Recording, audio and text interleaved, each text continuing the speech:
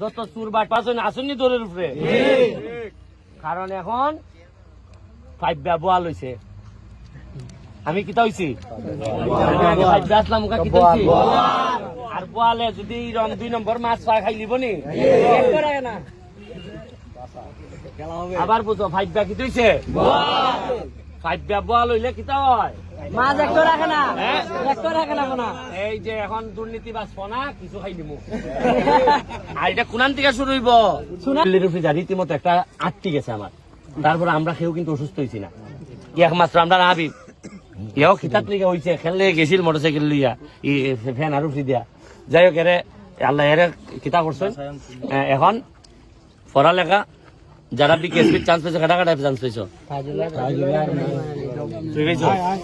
ঠিক আছে। তোমরা কোনদিন যেতে ডাকলে, ঠিক আছে। আর ইমন কই আইসে না এখনো? কেন এখন আইলো না কেন? ওই নির্বাচনের পর আর আসে নাই? ঠিক আছে। তাইলে এখন আরেকটা বিষয় হলো এই মাঠটা আমি এসিল্যান্ডে পাঠাইতেছি, পাঠাইয়া জায়গা মাপ দিয়া ওই এটা কোন সময় বালু দিয়ে পুরা বরাট করে দিতে মাঠ উঁচা করে লাগবে।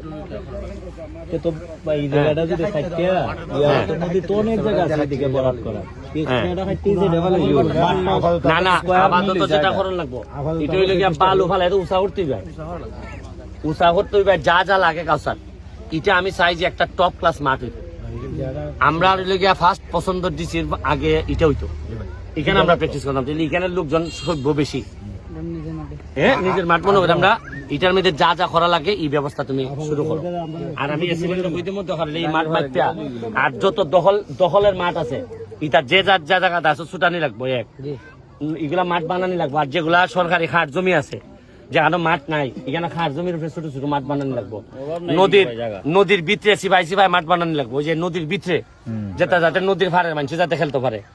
যা যা লাগে ইনফরমেশন তোমরা দিবাই, টাকা লাগে পয়সা লাগে যা লাগে আমি দিব, ঠিক আছে।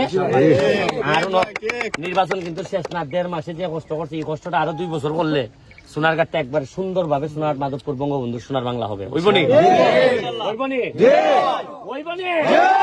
ঠিক আছে। জয় বাংলা।